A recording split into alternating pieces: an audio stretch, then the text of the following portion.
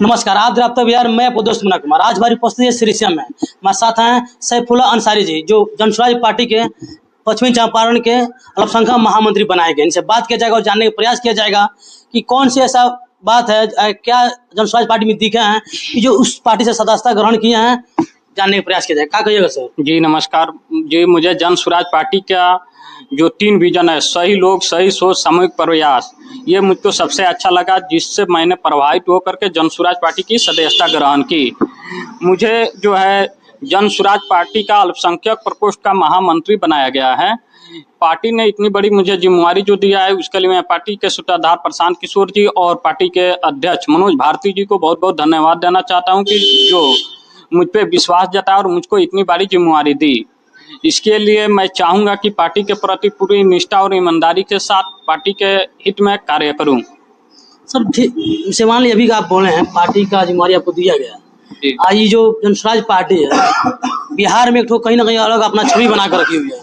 अभी तो यह गढ़ हुआ करता था बिहार, आरजेडी, जदयू, फिर बीजेपी, अब यह जनसुराज चर्चा का माहौल बना हुआ पूरे बिहार में। लेकिन जब चुनाव का समय आता है, वोट करने के समय आता है, लोग क्या ऐसा कर जाते हैं कि जो वोट जनसुराज को नहीं दे पाते हैं? जी, एक तरह से कहा जाए तो बिहार में भी शिक्षा का जो है कमी बहुत है। शिक्षा की व्यवस्था में जो है बहुत बड़ी कमी है, जिसके कारण लोगों को ये समझ में नहीं आ रहा है कि वोट कहाँ करना चाहिए, किसको हमें चुनना चाहिए, किसको सरकार में लाना चाहिए, कौन मेरे हित में सही काम कर सकता है। इसी बार चुनाव जो हुआ विधानसभा का, इसमें देखा जाए तो ये वोट जो है 10,000 रुपया दे करके खरीदा गया। ये सही बात बोले हैं। मान लीजिए किसी भी राज्य में चुनाव हो रही है या हो रहा है, तो उस समय 10,000 रुपया किसी भी पार्टी के द्वारा दिया जा रहा है, इसका मतलब क्या हुआ? वोट आप खरीद रहे हैं क्या सर? जी जी, बिल्कुल बिल्कुल खरीदा जा रहा है, लोगों को लालच दिया जा रहा है। मान लीजिए इलेक्शन के दौरान 10-10 हजार रुपया देना, ये कहीं ना कहीं बहुत बड़ा ये गलती कहा जाए इसको, कि चुनाव के टाइम पैसा दे करके वोटों को खरीदा जा रहा है, जनता को बहलाया फुसलाया जा रहा है। और एक और चीज, मान लीजिए सर वोट खरीदा गया, 10,000 रुपये को लालच दिया गया, सरकार में पार्टी आ गई, जनसुराज चलिए नहीं निकला, एक भी सीट नहीं निकला, कहीं से भी नहीं निकला।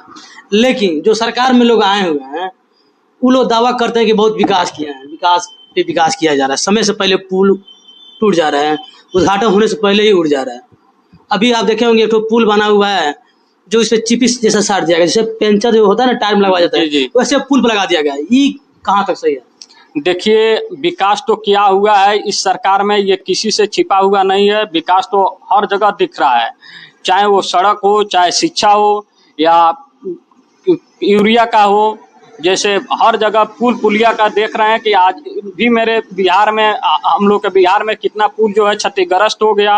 अभी उसको बने 6 महीना भी नहीं हुआ, साल भर भी नहीं हुआ, तब तक वो बीच में जो है क्षतिग्रस्त हो गया। उसका मरम्मत वाला काम शुरू होने वाला है पुल में। कहीं ना कहीं पुल बन रहा है, कहीं उड़ रहा है, कहीं मरम्मत हो रहा है। जी, सरकारी जो खजाने का पैसा उसको खपाया जा रहा है किसी तरह। और चीज आपसे पूछना चाहेंगे, नीट पेपर जो लीक हो रहा है, इस पे क्या कहिएगा? जी, नीट पेपर जो लीक हो रहा है, ये कोई पहली बार की नई बात नहीं है। लेकिन हमारे मंत्री जी तो कहते हैं कि कहाँ हुआ है।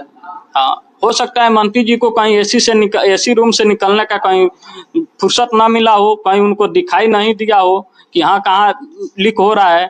उनको तो आज भी मान लीजिए कि पेपर लीक होने के कारण छात्र जगह जगह छात्र जो है, युवा जो है प्रदर्शन कर रहे हैं, जिसके कारण उन्हें उनके ऊपर कितना 14 बच्चे सुसाइड कर लिए। ये नीट वाला एग्जाम का जो पेपर लीक हुआ, इसमें 14 बच्चे जो है आत्महत्या कर लिए। कितने लोगों पर युवा जो है रोड पर उतर गए, जिसके कारण प्रशासन जो है उन पर लाठियां बरसा रही है और उनको जेलों में डाला जा रहा है, उन पर FIR किया जा रहा है। ये कहीं ना कहीं ये सरकार की जो है व्यवस्था, ये जो है लचर व्यवस्था दिखा रहा है। ये सरकार की कमियां को है जो उजागर कर रही है।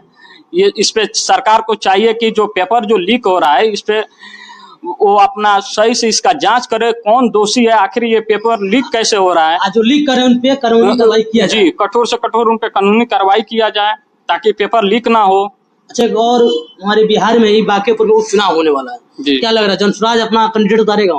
जी, जनसुराज पार्टी जो है बांकीपुर उपचुनाव जो होने वाला है, वहाँ अपना कैंडिडेट उतार रहा है और पूरी हम लोग की प्रयास, पार्टी का पूरा प्रयास रहेगा, पार्टी के जितने भी कार्यकर्ता हैं कि वहाँ से हम लोग का सीट जो है निकल जाए। वहाँ पूरे लगन और मेहनत के साथ पार्टी जो है अपना मेहनत करेगी और हम लोग का हर हाल में प्रयास रहेगा कि वहाँ बांकीपुर उपचुनाव जो है वहाँ जन स्वराज के ही खाता में वो सीट आए और वहाँ से हम लोग का अच्छा प्रदर्शन रहे। और वहाँ से हो सकता है अगर प्रशांत किशोर जी वहाँ से अगर चुनाव लड़ते हैं तो बेहतर से बेहतर वहाँ रिजल्ट देखने को मिलेगा आपको।